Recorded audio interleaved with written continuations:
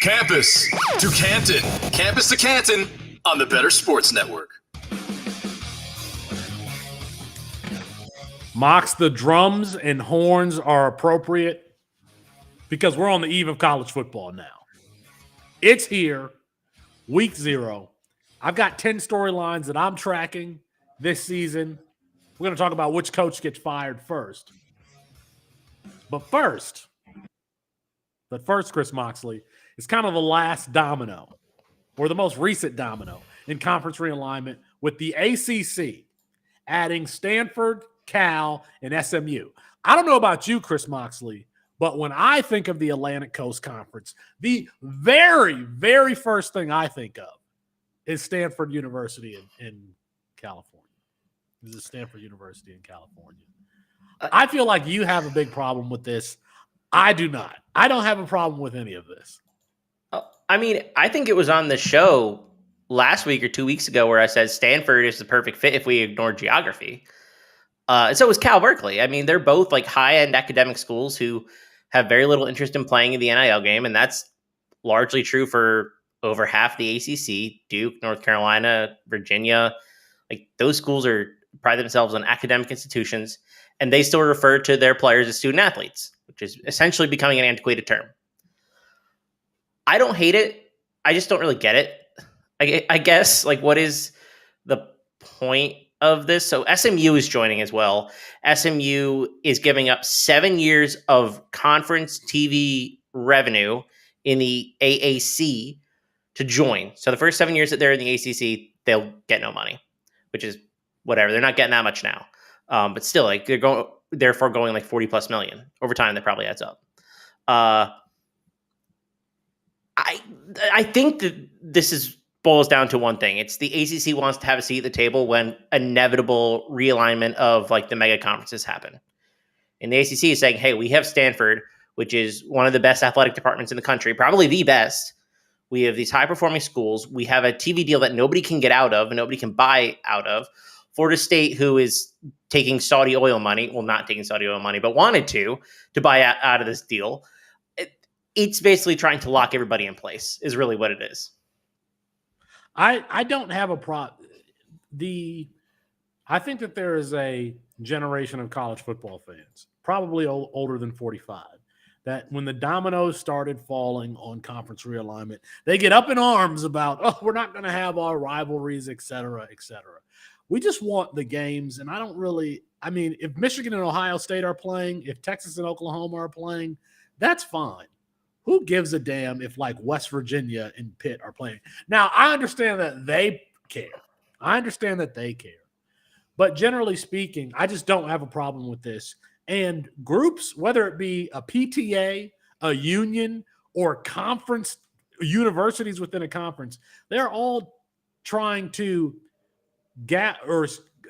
gather their collective resources to create leverage. And I don't have a problem with conferences doing this here so that they can command more with television deals, with be Apple or Amazon or Netflix or whatever, whoever's paying these exorbitant prices for. Do you think it's worth more now? I don't have a problem with that. Do I think the ACC is worth more? Is worth more because nobody wanted Stanford, nobody wanted Cal. They're left out in the Pac 4. What value do they actually add to the TV deal? I think at the end of the day, it's like nothing, in my opinion, which is why I don't think this makes any sense. I mean, if we're talking about the brands in the ACC, it's still what Clemson, Florida State is to the extent Florida State, Miami. Those are the biggest three, brands. And Florida State was trying to join the Big Ten like literally 2 weeks ago, and they were trying to finance it using the Sovereign Wealth Fund. So let's not act like these teams are trying to get out of it. Neither one of these three brands breaches that top 3. They might not even breach the top 5, even though academically and prestige wise they're up there. But what matters is football. As football programs, the ACC is not bringing in a heavy hitter here with Stanford, Cal, or SMU. No, that's the long and the short of it. They immediately joined to become the level of Syracuse, Virginia, like maybe Virginia Tech's a little bit better, but I mean, you're not improving the quality of football in the ACC. You've only made it worse. Like that's my 2 cents on it. Despite I think the edge that I think the ACC thinks it's getting is bringing in quality athletic departments. But like, well, what does that matter if you're not generating revenue? Because non-revenue sports is really what's driving Stanford and what's driving Cal. So I don't know. It doesn't Well, make academics is what's driving Stanford and Cal. That's what's driving those institutions. That Sure. Yeah, I can't wait for Miami. I can't wait for Boston College to travel to Cal for an in-conference matchup. I mean, it's better ridiculous. It's the same as Rutgers and USC. That's going to be an interconference match. Oh, that's Pac-12 after dark. That would be great. I think before we get into the season is starting tomorrow. It's starting tomorrow, and I want to fire some people already. But before we do that, I think we have an announcement that we need to make. We have an announcement that we need to make. The tailgate, Campus2Canton's pregame show, is coming to you live on the Better Sports Network tomorrow at 10 a.m. Eastern Time. It will be simulcast on the Campus2Canton YouTube page and the Better Sports Network YouTube page. We are going to be taking you from 10 a.m. to 12. This is our third year doing it, our first partnering with Better Sports. Shout out to Matt Deutsch for getting this organized. Will Tootie, our producer, who's on the ones and twos today. I don't even know why I said that. On the ones and twos today. He's going to be our producer on come Saturday morning. So make sure you get your coffee. We're going to be talking betting. We're going to be talking our rankings for the week. And we're just going to be having fun. We're just going to be having fun. So hang out with us 10 a.m. to 12 a.m. for a show, quite frankly, that doesn't exist anywhere else in the country. There's nobody else that's going to tie in the betting angle, the fantasy angle, and all of that in one show. So hang out with us tomorrow at 10 a.m. Chris Moxley, let's start firing some people. I want to know, who do you have as the first coach getting fired this season? I think the first coach is Neil Brown at West Virginia. Incredibly underwhelming since coming over from Troy. They've one winning season, and it's the COVID year. And I don't really count the COVID year when we're talking about team's performance. I mean, that was such an anomalous season that it's really hard to nail down that that's what that team is. West Virginia has not shown it at all. He's supposed to be like this offensive mastermind. He's taking play calling duties back over. Like, I don't think that's really going to help. I don't like the way they've built this roster. I think it's going to be pretty weak on offense. The defense was okay, but like that's not really a testament to Neil Brown. That's more of a testament to the defensive coaching that they've had. So I think he's getting fired. I think they wanted to fire him last year. I was actually shocked they brought him back. I thought he was going to get fired last season. So he's my number one candidate. I think that he's gone if they start skidding, which I expect them to. I know we're expected to know every single team. I can't remember the last time I watched a West Virginia game. It's been a long time. And the only player that we care about on West Virginia as far as fantasy goes is probably CJ Donaldson, the running back, a bigger 246'2", 240-pound running back who played tight end.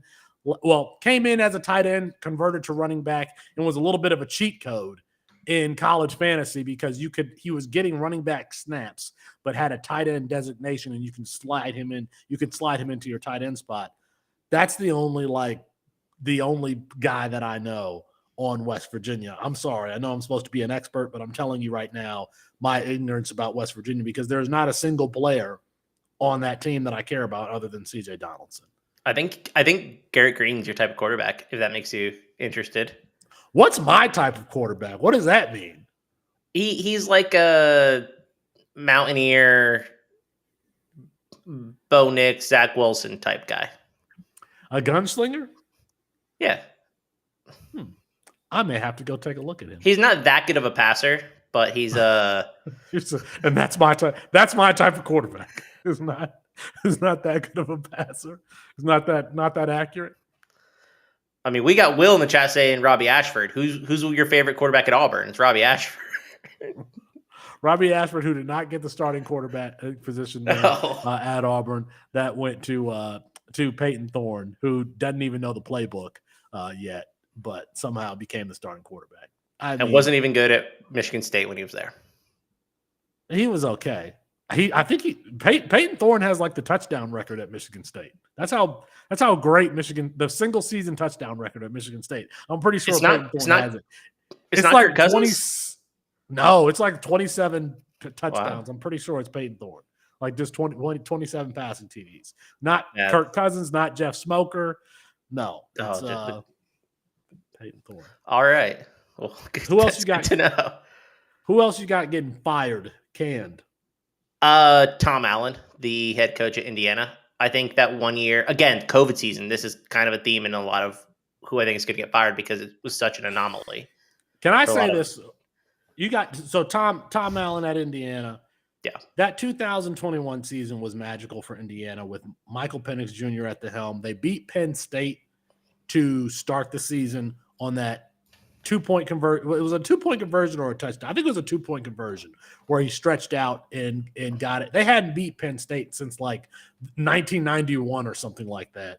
And you know who called that game? Your boy did. Your boy called Indiana getting the upset in that one. My love affair with Michael Penix Jr. was well documented at that point. And if you don't know, yeah, the lefty who's now at Washington can absolutely sling it. But that was the COVID year though. Like that's what I'm saying. Like that was the perfect storm where Kalen DeBoer was there. Michael Penix was healthy for the whole year. Like Freifogel, Wop Fillier, they had a really good offense there. Yeah, it was. They finished ranked 12th in the country. And then they haven't replicated that success at all under Tom Allen. I think it's Tom Allen is like put up or shut up, and I don't think he's going to put up. I really don't. I don't like this roster. I don't know how you can have confidence in the quarterback situation. We like Taven Jackson, who's a transfer in from Tennessee, but like if he hasn't won the job yet, and I haven't seen that he has, he's battling with Brandon Sorsby, who I don't think is a good quarterback. So there's a lot of worry for me and with Tom Allen, and his buyout isn't like anything super crazy. I mean, it's expensive, but I think that Indiana can. I mean, they have a little bit of money, so he's my second head coach fired. When are you going to say Jimbo? I mean, Jimbo has to be on this list. I have two others before I have Jimbo, and the only reason I don't have Jimbo is because it's a $77 million buyout. They're already talking about like raising the money to buy him. He's not getting fired. I just can't see Texas A&M just paying him $77 million because it's full guaranteed because when he re-signed after that 9-win season in it might have also been 2020, might have been the COVID year as well. They gave him a fully guaranteed deal, which I don't know why you would do that, but yeah, I don't think so. I mean, I have the other three I have above him actually. Butch Jones at Arkansas State. I just don't think he's done a good job since taking over there. A lot of really poor offensive performances, and the defense has been terrible. I mean, they're a bottom 5 team power rankings, usually speaking. Tony Elliott at Virginia, I think was a bad hire when it happened. Who could have saw Tony Elliott, the former offensive coordinator at Clemson, not doing a good job at Virginia? We saw that one coming a mile away, and I mean, it was tragic what happened at the end of the year with 3 of their players killed in a shooting. But it's going to be really tough for him, I think, to live up to any sort of expectations when he was hired. And I think he could be. I thought he would have been gone at the end of last year. I thought he could have been just like a one and done coach because it clearly wasn't working. And I think he got a little bit of breathing room because of what happened, and understandably so. So I think he's going to be gone sooner rather than later. And the other one is Jeff Hafley, who is the head coach at Boston College. I think is pretty close. Another Clemson guy, right? Pretty close to being fired. He needs to have a good season this year, and I think it'll be better. They went 3-9 last year. He had been 500 or better in the other seasons, but the offensive line, I mean, I don't think they had any of their starters by the end of the year, and I think half their 2 deep was hurt. So I expect them to be a little bit better, but they need to be, I think, a lot better for Jeff Hafley not to get fired. You think Jimbo's contract is going to prevent him from getting fired? So $77 million is a lot of money. It is a lot of money. It is a lot of money, but the expectations there are high. They start off with New Mexico, then they have that home and home with Miami, where they actually go to Miami this season. Then they get Auburn right into SEC schedule, Auburn and Arkansas. I think that there's a slight chance that they could lose 2 of their first 5. They go. This is one where I want to see if there's some smoke there. So I actually think God, I feel like such an idiot sometimes when I say these things. I think this could be Texas A&M's year to like actually be competitive. I think it lines up pretty well. I think they have a really strong and mature roster. I think they're finally getting guys into their second and third year from those really big recruiting classes that he had the best recruiting class of all time 2 years ago. This is a guy who can recruit, and I think those players are maturing into roles. So I think this could be their year. But if it's not, I'm not sure Joe's getting fired. I just don't know what you do. You have a guy who's continually delivering you top 3 classes. If he actually hands off play calling duties, which I think he could, then we're talking about, I think, a better team. His playbook is notoriously complex, and nobody can learn it because you're starting for like a year at the school, and you can't get concepts down. It doesn't make sense to implement in college, but we'll see. I just think they bring in offensive coordinator Bobby Petrino, who was the offensive coordinator, the head coach when Lamar Jackson had his Heisman Trophy winning season there at Louisville. And Bobby Petrino had a couple of stints at Louisville, including before Lamar Jackson. The last time that Louisville was good was with Brian Brom and Harry Douglas and Michael Bush. Remember Michael Bush being good? Chris, you might be too young to remember. No, I do. Michael Bush, who Oakland Raiders running back Michael Bush. Oakland Raiders and Chicago Bears running back Michael Bush. He suffered an injury, but was headed towards being like a Heisman Trophy type candidate before that injury. That's the Bobby Petrino, who's a little bit older. Last stop was at Montana State as a head coach. But, Jimbo's trying to do something, bringing one of the good old boys. I think he's a good hire. If you ignore his off-the-field issues, I think he's a pretty interesting hire. I actually think he can coach. Do you remember that Missouri State game last year where he kept it close with Arkansas? Do I remember what? No, I don't remember that. I don't remember. All right. Well, he was competitive against Arkansas. There was a lot of bad blood, as you may have seen by the graphic that was just on our screen. But yeah, he did a good job coaching that Missouri State team. So I wouldn't be surprised if he calls it like a good. He just needs to actually be the play caller and not Jimbo for it to happen. But I think Texas A&M could be. I've taken some overs on them, and I don't feel great. My concern would be that the game has passed him by. He is an older. When I think of offensive innovation, I think of young guys. Lincoln Riley, Stephen Sarkisian, young guys. Zach Kitley at Texas A&M or Texas Tech, young guy. I don't think of Bobby Petrino is probably in his 60s, in his mid 60s. I just don't. Do you think Bobby Petrino? Todd Monken is an older coach and just got promoted from the Bulldogs to the Baltimore Ravens. So maybe he can innovate. He's 62. He's 62. I got a question for you. Do you think he still owns a motorcycle? Yeah, of course. I do too. Absolutely, Coach Neck Brace. Okay. Anybody on your list of candidates who we think are getting fired that you didn't mention already? We got Neil Brown, Jeff Hapley, potentially Jimbo, Tom Allen, Butch Jones, and did I miss somebody? No, I think you got everyone. Okay. I don't think I have another one. It's pretty.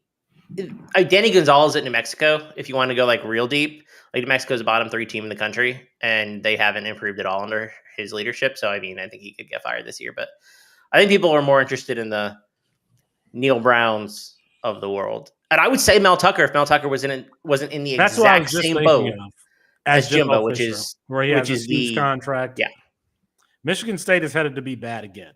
They're looking like they're going to be bad again because they're not recruiting as well as Texas A&M.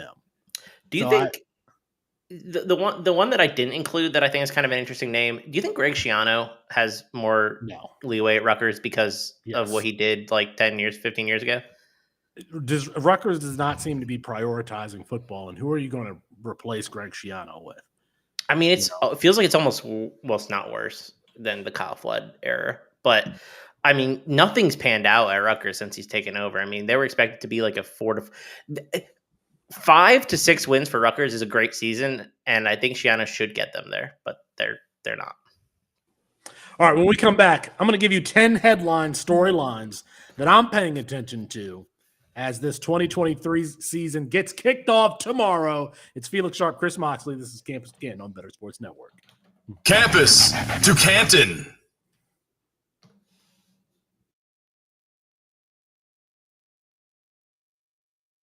What can we expect from you out there on the track tonight? Listen, I have a wife, 2 kids. I have, full-time jobs.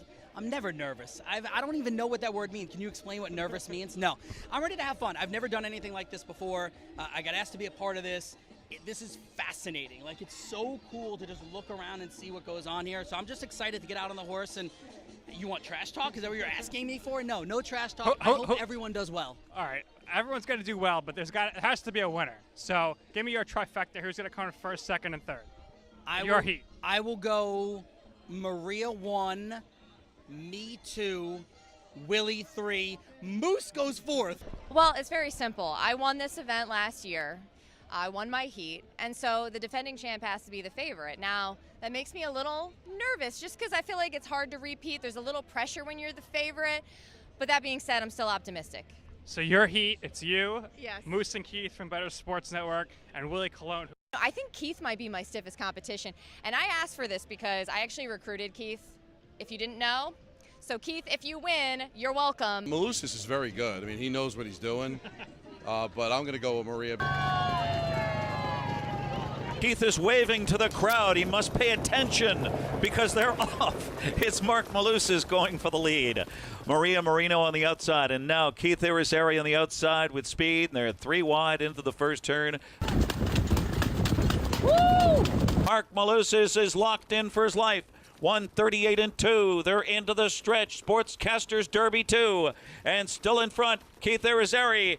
And now Mark Malusis is trying to squeeze on through. Come on! Back! Come on! Let's go! Come on, dig it! Yeah! Keith Irizarry. Keith, you did it all the way, wire to wire, over Mark Malusis. Awesome! That was so cool! The champ is here! Keith, what was it like being out there? Adrenaline rush, you were doing the Instagram Live, so there was no panic. You looked cool, calm, collected the whole time, and you won it. I felt really comfortable. I did. Like, I know you were joking with me before. Are you nervous? Are you whatever? What are you? David, the driver, was awesome. He's like, we're going to win this. I said, all right, let's win this. And he said, let's go. Yeah, I just felt really comfortable. I did. It was fun. We're in the lead. I got Maria Marino on the right side of me, and I'm like, oh my gosh, she's going to beat us, right? And then out of nowhere, you see Moose coming up this way, and we feel him breathing down our neck. And I'm like, Moose no! on the loose. Watch out. Moose was definitely on the loose, and we just got Moose by a neck, a nose, whatever you want to call it. Yeah, but again, all of this for a great cause, and it was absolutely awesome to do this. It was cool. All right, Keith, congratulations, and no matter what, you could always hold this over Moose's head. Yeah!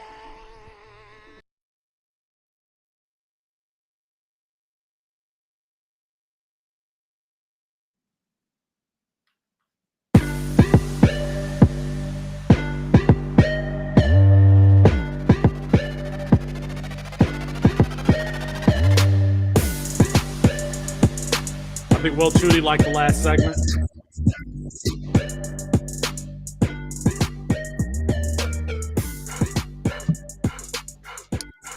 That was good. I enjoyed that. But you know what's better? The Fantasy Alarm All-Pro subscription. You get the Fantasy Football Draft Guide and Cheat Sheet. You get a 7-day trial at Fantasy Alarm with the All-Pro subscription. And you get the Fantasy Football Draft Guide and a phenomenal cheat sheet. I know draft's kicking off very soon. I'm out of touch with the NFL. So this is something that I would use. I have no idea what's going on. I need that type of cheat sheet. Go to fantasyalarm.com/draft to get the All-Pro subscription, get that guide, get that cheat sheet, and make sure that you nail your drafts because I'm going to need that. And if you're listening to our college show, you might need it as well. We are going to be live in just a couple of hours. So come back with us tomorrow morning at 10 a.m. There is no, as far as I know, there is no college fantasy pregame show like what we have in the NFL. Everybody has an NFL pregame fantasy show. Every three-letter network does. But the Better Sports Network is the first one to have a college fantasy pregame show, interweaving betting, player props. I forgot to say that. We're going to help you with your player props too. So tune in tomorrow at 10 a.m. Eastern time. Mox, before we get into my 10 storylines that I'm tracking this year, I have to mention what's happening at Ohio State. What is happening at Ohio State? What? This week? I didn't say anything. I'm not going to rub it in. I didn't say you're anything. You're laughing because you think I'm going to rub something in. I have been a big fan of Corner Canyon High School high 4-star prospect Devin Brown, who came in the class, who was a freshman last year, comes in the class after Kyle McCord. Ryan Day, the head coach at Ohio State, who I met at Massillon, Ohio at the Elite 11 event last year. Ryan Day announced that neither one has separated from the other and that he could see them both playing into the season to figure out who's getting the starting job. You know what that means to me, Chris Moxley. That means that this freshman is outplaying this junior, and Ryan Day doesn't know what to do. That's what it means. Because if Kyle McCord, the third-year player, if he was winning this job clearly, they would have already announced him as the starter. The problem is Devin Brown, who is a gunslinger, who is athletic, he can run, he can fit the ball into tight windows, he's fun to watch. He's causing a problem in practice. That problem being, we had this schedule, this was going to go a certain way, and the players see it, the coaches see it.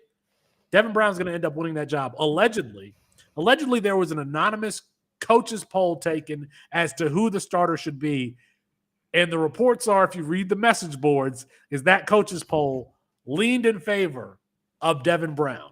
I'm not wearing a tinfoil hat here. We know that this kid can ball. But for Ryan Day, we don't usually see him go with the younger player. Usually he goes with the guy who's been in the system. Chris Moxley, tell me I'm wrong. The longer this plays out, the longer Ryan Day doesn't announce Kyle McCord as the starter, the more it looks like this younger kid is beating out the veteran. True or false?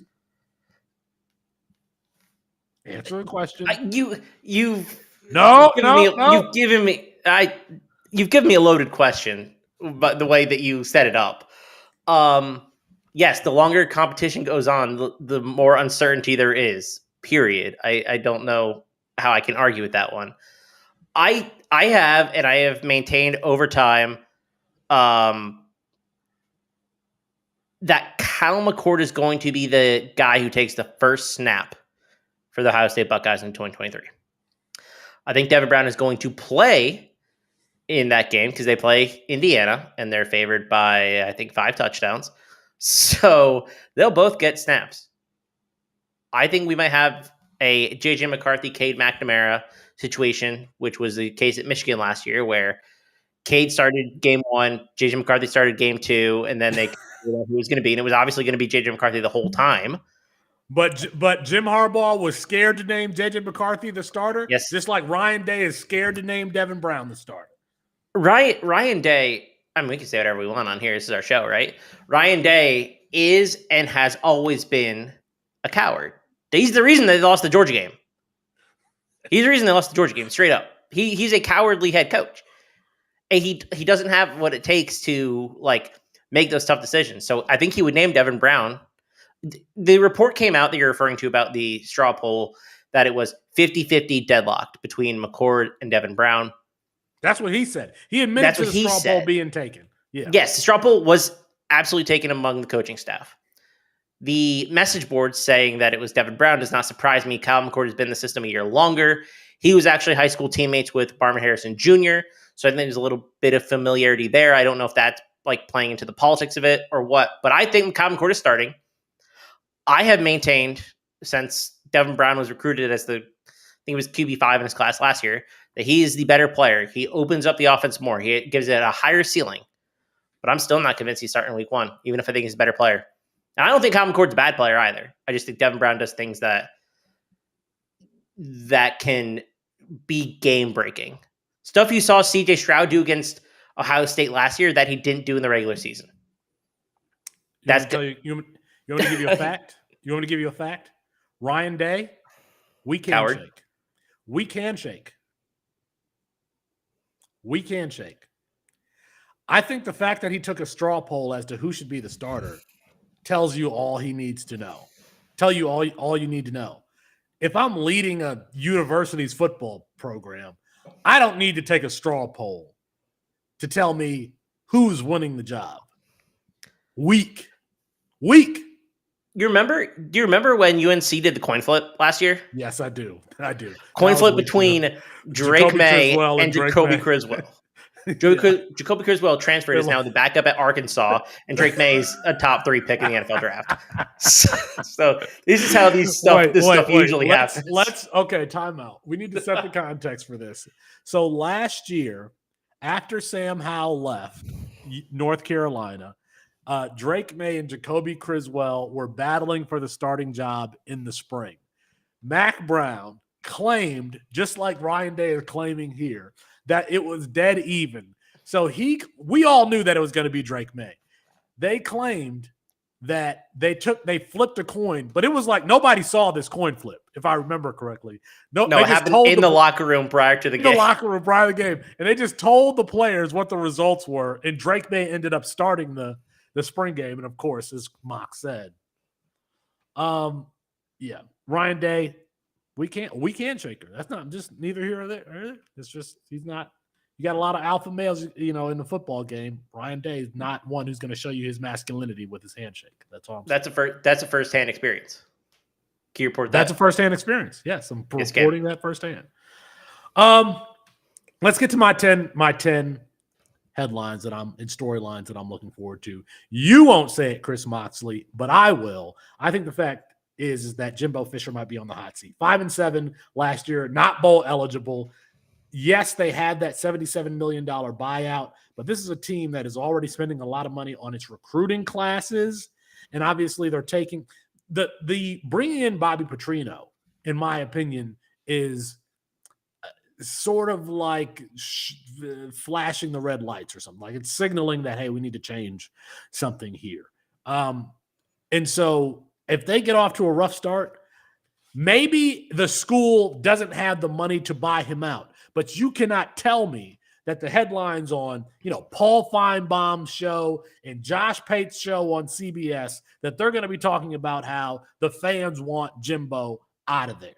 That's going to happen regardless of whether or not the university can actually pay the $77 million buyout. The other coaching hot seat that I'm looking at is in Florida. Billy Napier, Sunbelt Billy, who went from Louisiana to Florida. Both of these teams in the SEC, both of these teams have high expectations, and their expectations are only going to get high. Like the competition is only going to get stiffer next year when the conference adds Texas and Oklahoma.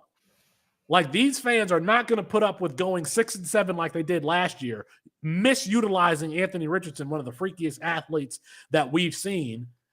I just don't think that they're going to tolerate it. They didn't tolerate mediocrity with Dan Mullen. Why would they tolerate mediocrity with Billy Napier, who's never Dan really Mullen wasn't even mediocre. That was the whole thing. True. He went to the SEC championship. That's very true. We got rid of him for Sunbelt Billy. That's very true. They replaced Anthony Richardson with Graham Mertz, who was a high-level recruit, in like 2020, maybe 2019, a pure pocket passer who can make quick decisions from the pocket when given time, but he struggled at Wisconsin. He really did. And the problem is that Billy Napier has not been a coach who elevates the players, who elevates the play of his quarterback. Just when you think about guys who elevate the play of at that position, Billy Napier, not one of them. As a matter of fact, I think that he probably is a net negative. And so now you get a player who doesn't have the talent that Anthony Richardson has, and Graham Mertz, and he's going to be pegged as the starter. I don't like how things are looking there at Florida. That looks like it's going to be a bad team. Maybe they don't fire him, but that is another team with high expectations. That's number 10. Number 9 on my list is, can Tennessee keep the train rolling? Mox, you're younger than me once again, but there was a time when T. Martin and Peerless Price and like they were throwing the ball down there at Tennessee. They had a renaissance last year, bringing in Josh Heupel running Art Briles' air raid system with Hendon Hooker under center. He's going to be replaced. They lose Jalen Hyatt, who was the Blitnikoff Award winner. He goes to the Giants. By the way, NFL, stop giving Jalen Hyatt free releases. Just stop it. I don't want to see Jalen Hyatt scoring another long touchdown because he's got a one-on-one matchup with their safety. Have we not learned anything from that Alabama game when he was running all through that secondary? They lose Jalen Hyatt. They lose Cedric Tillman, who's also looking good for the Browns. Maybe I underestimated how good Cedric Tillman was. He was a better prospect than Jalen Hyatt was, in my opinion. I thought he was a better player at the boundary. I did not realize that because they're really different style players. Jalen Hyatt has the world-class speed, and Cedric Tillman just a big guy. They beat Alabama last year. I think that the game actually got Jalen Hyatt the Blitnikoff Award. But we're going to see did he have 5 touchdowns that game? If he didn't have 5, he had 4. I mean, I remember, I'm pretty sure he had 5. 2 were on blown coverage, 2 were on Alabama's box safety. And then the other one now on my Detroit Lions. I mean, it was that was a terrible game plan against Hyatt. I don't know what Saban was really thinking there, but yeah, that was his blow up game. But we know that in college football, systems can make players, and there's probably no place in the country that we're going to test whether or not that's true than with what they're trying to replace in Tennessee. You got quarterback Joe Milton, who's strong arm, inaccurate. You've got Squirrel White, who we expect to replace Jalen Hyatt. He's a similar style player that has the speed. They bring in a transfer, the big boundary guy, in Deontay Thornton from Oregon. He looks like he's going to be a starter. Brew McCoy is a former 5-star prospect who committed to 3 different schools or whatever before he's now at Tennessee. But can Josh Heupel replace the production and make Tennessee the program that it was last year, or do they take a step back? It would be reasonable to expect that they take a step back. So I'm looking at that. The other one is I keep bringing up this name because I think that there is a chance that this guy could be the next, Lincoln Riley. Is Zach Kittley. Zach Kittley, of course, responsible for Bailey Zappe's he had almost 6,000 yards passing that 2021 season. Jarrett Stern's the leading wide receiver on that team. I think he was 36 yards away from 2,000 yards receiving. He parlayed that 1 year at Western Kentucky to the offensive coordinator position at Texas Tech. The reason why I'm bringing up this name is, one, that offense didn't play as well as we thought last year. They did deal with some injuries at the quarterback position. But the reason why I'm tracking, his progress is, one, to see if they can do it better this year. But 2, Texas Tech is now starting to get big name recruits. They have a 5-star wide receiver in Micah Hudson, who a lot of people have pegged as the best wide receiver in the class next year, going to Texas A&M. I have to believe that is attributable to, I want to play in that type of offense. And if Zach Kittley can recruit like that at Texas Tech, what can he do? What happens at Alabama with a new offensive coordinator? There's a potential that Tommy Rees could be one and done if Zach Kittley replicates or does 95% of what he did at Western Kentucky in that 1 year.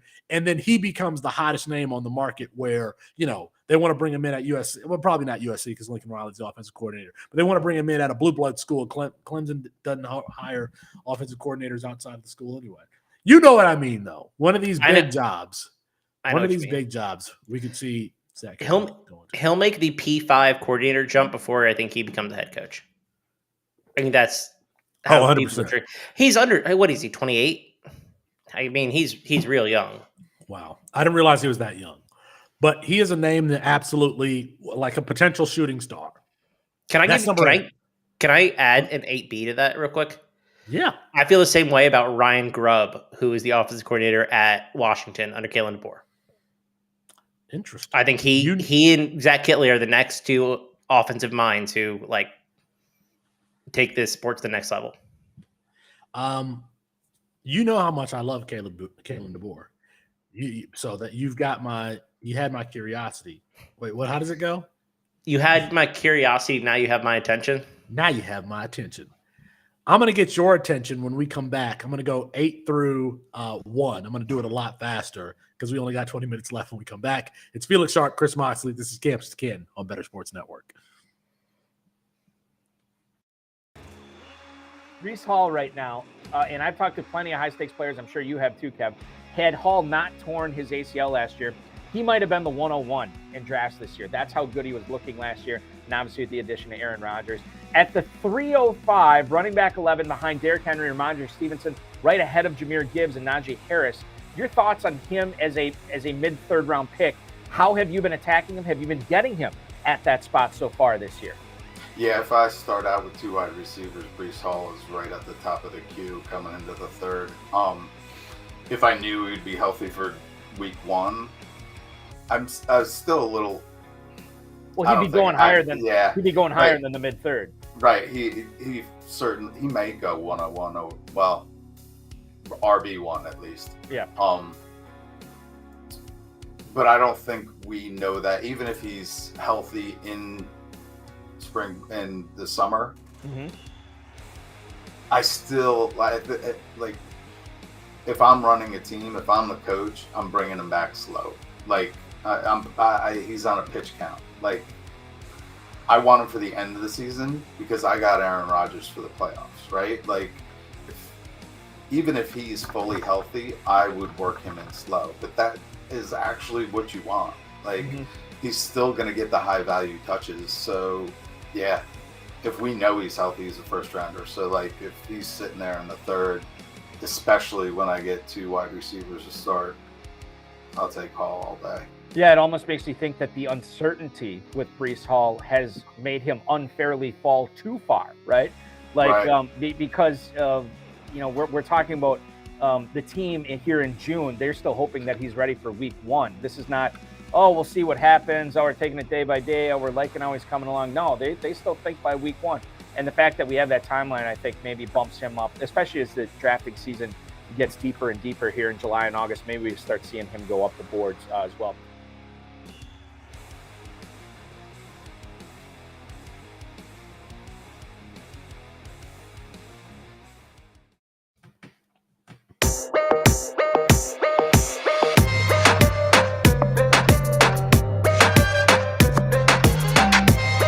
Go ahead, Mox. I see you, Mox. I'm jamming, dude. Baila, papi, baila. Will's got her back tonight. He does. All the time. All right, let's talk about where to watch better sports shows. So we were lucky enough to be gifted. Talk with Matt Deutsch. He said, we want to have you on 10 to 12. Talked about that at the beginning of the show. I think we'll have an awesome lineup this year. We have a ton of content on the Better Sports Network. Join all of our live talk shows on the Better Sports Network YouTube channel. Call in or live chat with our hosts and community. I mean, we had a ton of fun last year with callers who were coming in from tailgates or early in the morning, talk about their teams. I mean, shout out to our guy Gator Jay. We were talking about him before the show. Ton of fun. Watch all of our shows and see our clips of the best moments that we have. And some of them are pretty funny. I think y'all will enjoy them. Check them out on YouTube, Twitter, bettersports.com. Some really, really fun stuff. And just engage with us while we're live too. I think one of the most memorable moments from last year was a co-host on this show, Matt Bruning, who hasn't been on the show for a while, but he will be. He went to the Texas-Alabama game last year, and he was going around, and I was shouting instructions into the microphone, losing all of my professionalism and decorum because I wanted him to go talk to people who were tailgating, and I was trying to, be the producer while hosting the show, screaming into the microphone. So hopefully you'll join us tomorrow, 10 a.m. Eastern time, so we can have a ratchet time. That's what I want to do. Tomorrow live 10 a.m. Eastern time. All right, I don't know why it took me 15 minutes to go through two headlines. Let me go through 8 through 1. Or excuse me, I gave you number 8. Let me just recap. So number 10 was Florida and Texas A&M, the potential hot seats there in the coaching position. Can Tennessee keep it up this year? And then number 8 the evolution of Zach Kittley and just tracking that Texas Tech offense this year, and then Zach Kittley's trajectory. Number 7 is Luther Burden at Missouri. Luther Burden is a wide receiver. He was the number 1 wide receiver recruit in last year's class as a freshman. When we're talking about like athleticism, you know, he's 5'11", 208, and I tell you who he reminds me of. He reminds me of DJ Moore at Maryland. However, DJ Moore was used a little bit beyond the line of scrimmage. His body type and play style is like DJ Moore at Maryland, but his utilization is like Rondale Moore at Purdue, where he's, you know, really around the line of scrimmage. Only averaged 8.3 yards per reception last year, 45 receptions, 375 yards, 6 TDs. He's going to be the focal point of the offense this year, with Dominic Lovett having transferred to Georgia. And quite frankly, he's the best player on their offense. He's a physical specimen. He's hard to tackle, but I mean, he could be a guy that gets long touch. He returns punts. He beat all of our year one zero theory thresholds, which is basically a statistical correlation between fantasy and how well a college player performs at the next level. Performed well in those metrics, but when you look at him, you're like, why are they just using this guy around the line of scrimmage? He's a wide receiver. Deploy him down the field. I want to track that. That's number 7.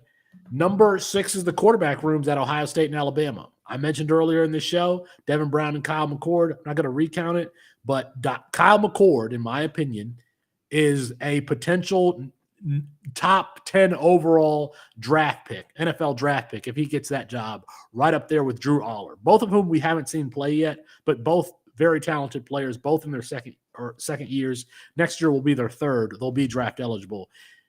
And if Devin Brown gets the starting job, balls out this year, we're talking about a potential, again, top 10 NFL draft pick next year.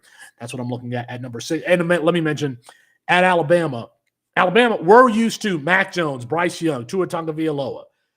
That team is transitioning to being something that's more ground and pound, more conservative, more lean on its defense, because Jalen Milroe has been announced as the starter. And if Jalen Milroe is your quarterback, that means you're about to run the ball, because he's not a great passer. He's not dynamic. He's dynamic as a rusher, but when you're game planning for, that type of quarterback who can't pass, defenses are probably going to be able to stop them when they're one-dimensional.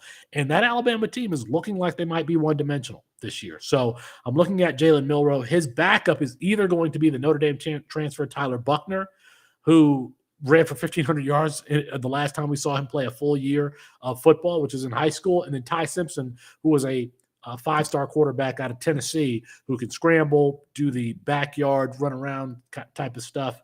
It's going to be one of those two. So I want to see if Jalen Milroe falters. Do they bring in Ty Simpson? Do they bring in Tyler Buckner? And can they change the dynamic of the offense? Does it concern you about Jalen Milroe that he basically almost cost Alabama the game against Texas A&M last year? I mean, they won by 4, but he was horrendous. Or he just like chalk it up to, I mean, he was terrible. He was bad, and you can tell he was bad because if I remember that game correctly, the concepts that they were running were go routes and crossers, which is like some of the most simple thing. And then he was missing on some of the crossers, where you run a wide receiver across the line, across the field. It can beat man, it can beat zone. Like, you can't really double team a player across the field. And they were running like all this simple stuff, and Jalen Milroe wasn't hitting it. Does it concern me? I mean, he had all week to practice because Bryce Young was out. Yeah, I don't know. I mean, he got the full spring and this fall camp, kind of knowing that he was going to be appointed as the starter. They have the opportunity to build an offense around his strengths. So I don't know what to expect, to be honest with you, with Jalen Milroe being pegged as the starter this entire time, because they have the opportunity again to tailor an offense to what he can do well. So let's see what they look like. So you think it's going to be him for like week 1? Do you think it should be him? I I don't know what Ty Simpson has looked like in practice. So they both turned the ball over in the spring game, and I know Nick Saban is one of these. If you're a gunslinger who's going to like occasionally turn the ball over when you're trying to like feel yourself out, Nick Saban is probably not the guy that you want to play for because that's going to get you on the bench. And now I wouldn't have a problem with that because I understand like he's trying to see what his limits are, Ty Simpson. I don't know. I really don't know. I get the impression that Nick Saban is going to play okay, let's not turn it over. Let's punt if we need to. Let's run the ball. Let's play conservatively. Let's just win the games. Who cares if we're flashy? Because if you remember, like that's what Nick Saban was before Tua Tagovailoa, even with Jalen Hurts. Like Alabama was not this the Blake Sims. We're going back to the Blake Sims era. Blake Sims, what's your boy name? AJ McCarron. Like that's those teams. I'm just generally like those teams were not sexy. They did not pass the ball. They relied on Mark Ingram. They relied on Derrick Henry. And Alabama's backfield they don't have a guy like Mark Ingram or Derrick Henry, but they have some really good backs this year, though. They have some really good backs this year. So all right, keep going. Sorry, I interrupted you.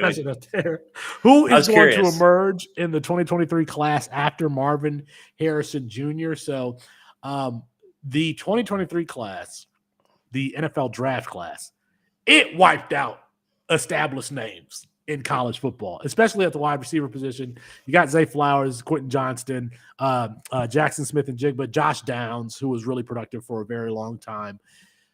And so it's like there's a question about who emerges after Marvin Harrison, who we expect to be a top draft pick. I think that the wide receivers at Washington are potentially candidates to emerge. Jalen McMillan is a slot wide receiver. Rome Odunze is a veteran boundary guy, 6'4", 205 pounds or so. On that Cedric Tillman spectrum, might be a little bit of a better prospect, more athletic than Cedric Tillman. Is going to be more explosive and productive in productivity for Washington. He's a candidate. I love Barian Brown. Barian Brown is one of the most explosive players in the country as a kick returner. He was great as a freshman. I wouldn't say he was great. He did have a great game against Georgia, but 6'1", really thin, like 170 pounds, but a sprinter, somebody who can take the top off the defense. He can run after the catch. Can he round out his game, be a route runner, somebody who gets open, somebody who breaks tackles, somebody who can make cornerbacks turn the wrong way? I want to see him. He's a candidate. Best returner in the country. Best kick returner in the country. He was the best kick returner in the country last year. As a true freshman. Yeah.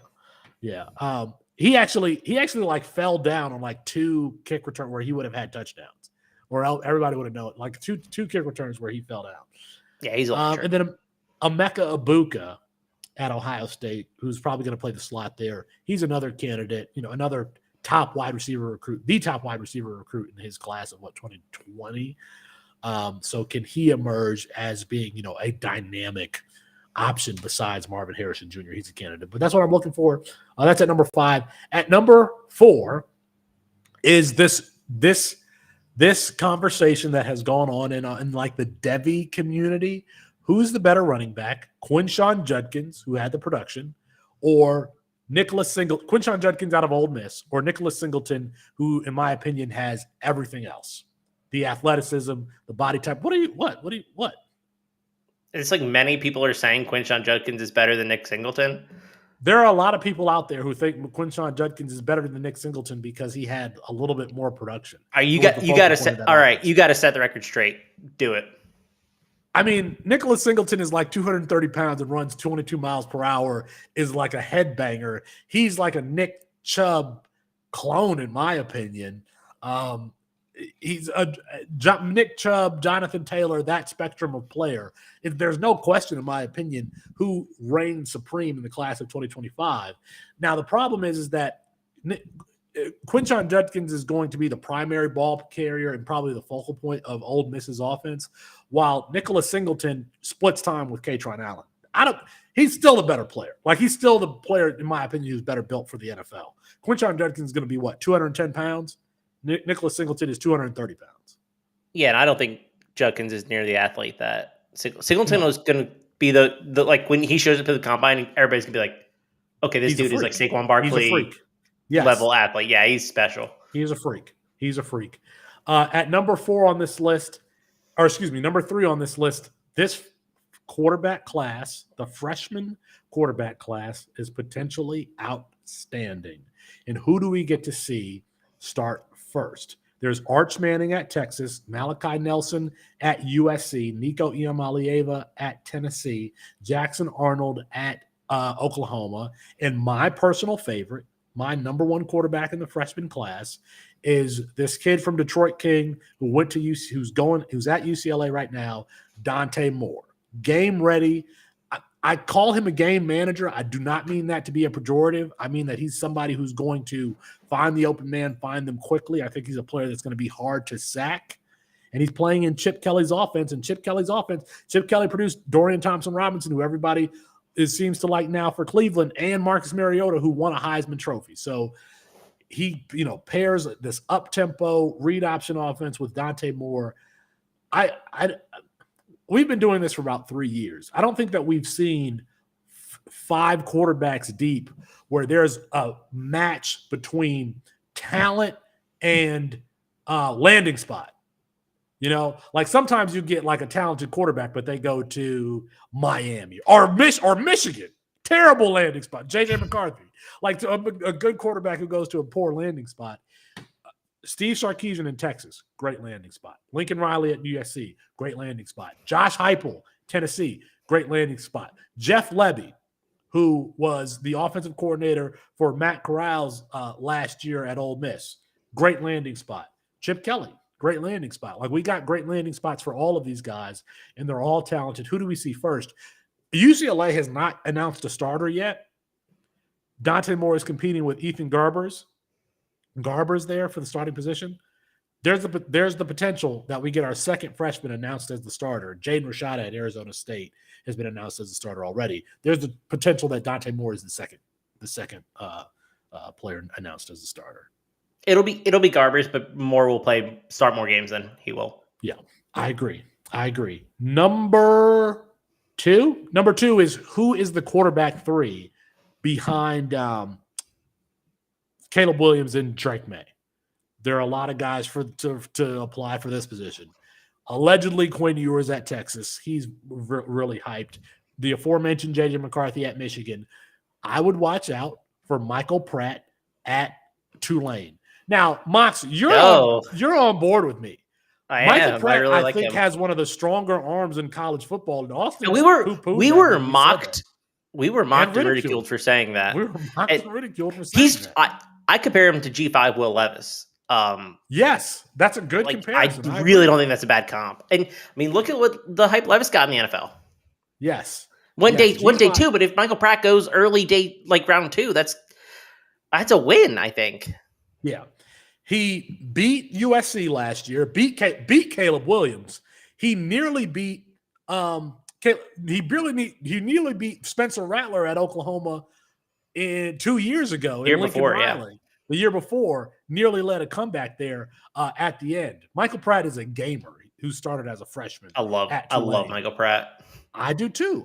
We talked about him on our podcast feed. Check out the Campus2Canton podcast feed. And the number 1 storyline that I'm watching, Chris Moxley, it's Colorado. It's got to be Colorado. It's got to be Coach Prime. That's what everybody's talking about. They had 50 players transfer into that school, some of whom have already transferred out. I'm going to be at the game on September 9th. I can't wait for that game. Go Buffs. It's Colorado. Go Buffs. Tune in tomorrow, 10 a.m. Eastern. We'll see you then. Peace.